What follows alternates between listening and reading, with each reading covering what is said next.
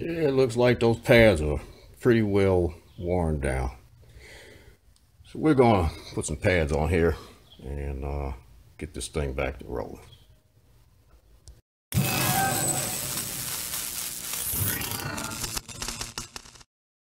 What's up, everybody? Here I am back again with a 2010 Nissan Altima. We're going to be doing some rear brake pads, and this shouldn't be too complicated of a job. Going to need a 14 millimeter here for your caliper bolts, and if you need to take off your caliper bracket, which I suggest you at least look behind your clips here and see if you got a lot of rust built up behind there. If you do, you need to take some sandpaper, a wire brush or something, and get that out of there. I'll show you once we get to that part, but for now, 14, and you're going to need an 18, excuse me, a 19 for the bracket bolt, and I believe it's the same for the bottom. Yeah, looks like it's the same. Bottom bracket bolt is going to be, let's see if I can see it from here. Now I have to show you once I get this loose, but I'm gonna go ahead and crack these bolts loose here and here, and that will get our caliper free. We can pull it off. I'll be right back. Got these caliper bolts loose, and the upper one will come straight out of there just like that, and you should have a rubber bushing on the end of there. But the bottom one, as we can see, is not going to come out of there all the way due to the arm being here. So you got one or two choices depending on what you have to do. If you have to change your rotors, you're going to have to take the bracket off. Here's the 18 here, and there's another one. Let's see if I can see it from under here. Right here. That's your second bolt there. So what I'm going to do is kind of peel this caliper back. Take a look in here and see. And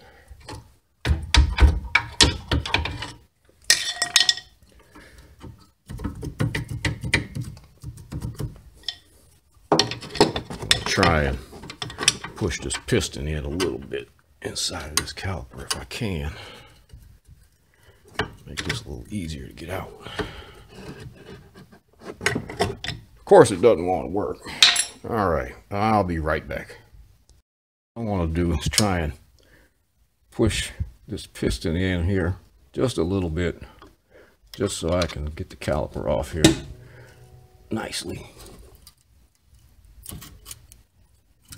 Okay, it's going in like it should. There we go. So now you have access to your pads, which should come right out, which they don't. They are seized in there due to rust being built up behind these clips here. So we're going to have to knock these pads out.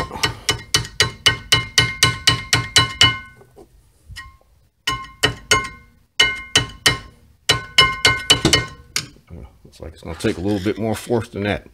Either way, we're going to have to take this bracket off and clean out. I know there's a ton of rust built up back here. These cars are notorious for this, especially on the back brakes.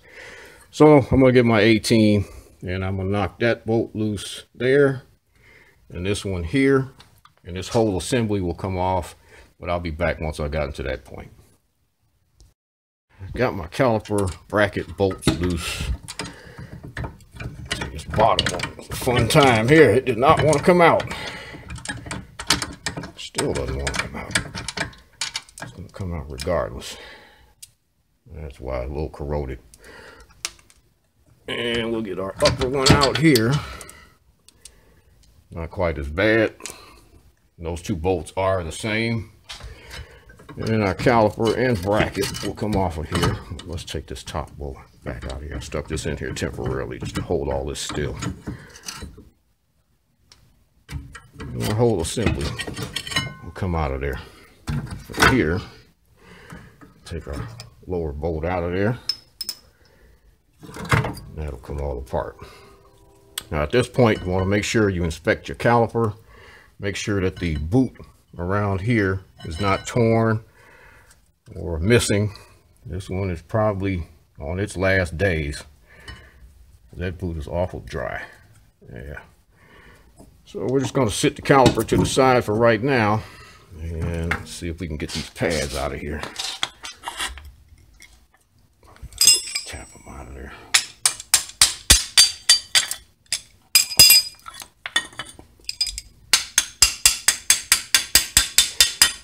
You got to beat your pads in or out of the caliper bracket.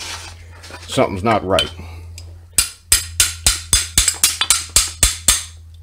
More than likely it's going to be rust, and that rust will be built up behind these clips. Let's see if I can manage to get these off one hand. Yeah, I'll be right back. Got those clips out, and as you can see, there's rust built up in there, and that is what is pushing our clips forward towards our pad, putting pressure against the pad so that they don't slide correctly. This side, got a little bit there, a little bit there. Not real bad, but enough to put pressure on those pads where they're not sliding back and forth like they should. So I'm going to go and get this cleaned up, probably with some wire brushes, some sandpaper. We're going to clean all of this area up in here and here, anywhere those clips will sit. And we'll get those clips back in there like they're supposed to be. Oh, I've got the inner surfaces here pretty clean. I ended up using a wire brush attachment on a drill.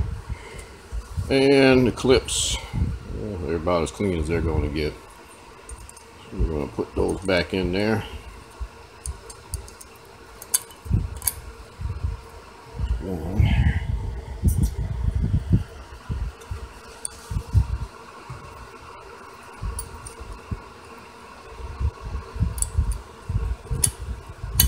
Those will snap right in.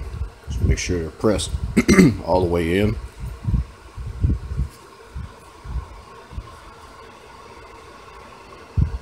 That looks good. And next, we're going to get our pads. And those pads, well, before that, let me mention here, where your caliper slide bolts go, you need to put a little bit of grease on those, because those are going to slide back and forth. And as I mentioned earlier, you see this has a little rubber tip at the end of it.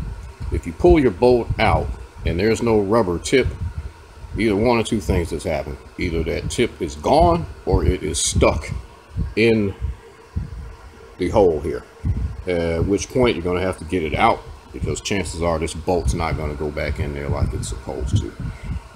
Easiest way that I find to get them out is use a wire coat hanger.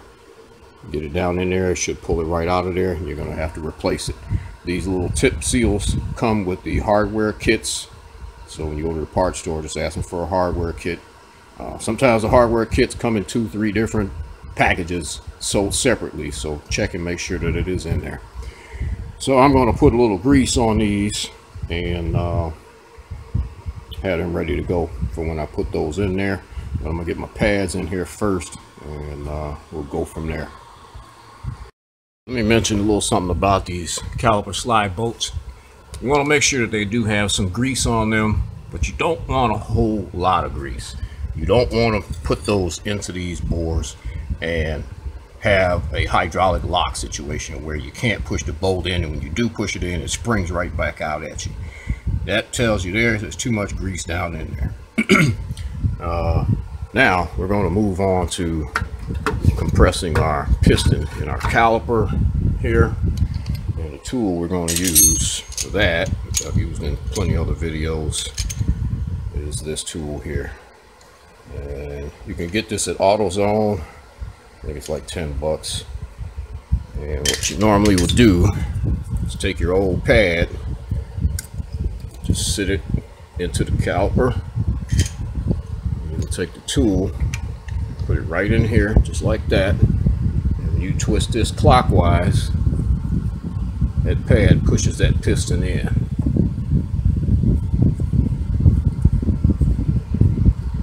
You can see that's going in real nice and smooth.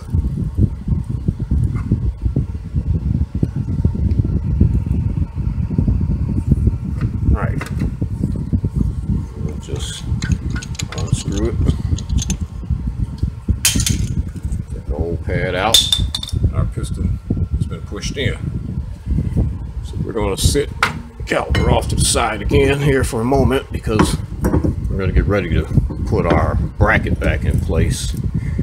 And I keep saying that these bolts are an 18 and they're actually a 19. I don't know why I got 18 stuck in my head for some reason. But what I'm going to do now is, as you can see, I got the pads back in here and they do slide back and forth very nicely.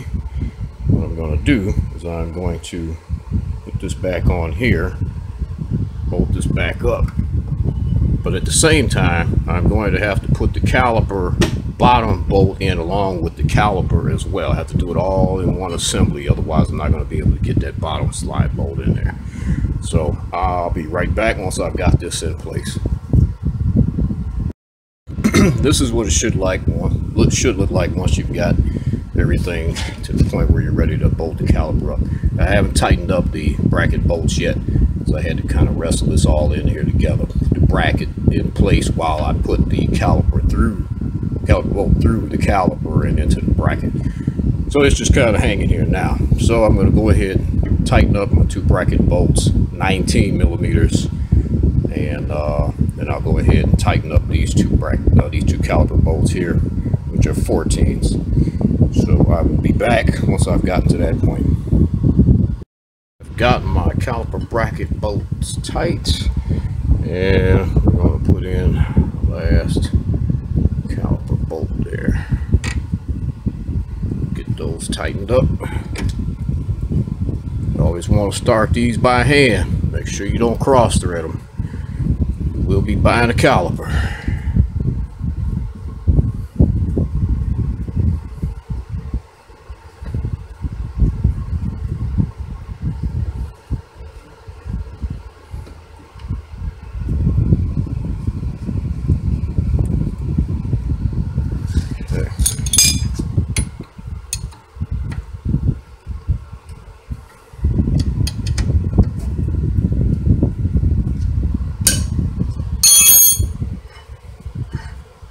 Alright, that about concludes this rear brake job for this 2010 Nissan Altima.